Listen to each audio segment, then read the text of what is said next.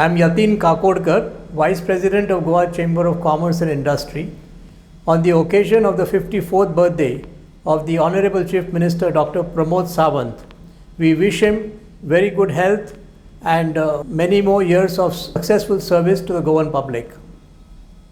Dr. Sawant has been a great supporter and a benefactor of Goan industry, of Goa Chamber of Commerce and business in general.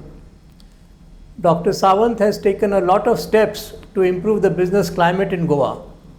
First and foremost, unemployment of youth, of Goan youth, is foremost on the mind of Dr. Sawant, and he has been working very actively with industry associations to provide more employment for Goan youth in Goan industry and businesses. There is a mismatch of skills between what industry wants and academia offers us.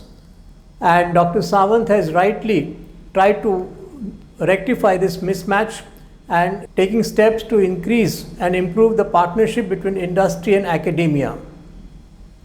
Dr. Sawant has also taken a lot of steps to improve the ease of doing business in Goa, which has made business very, very confident.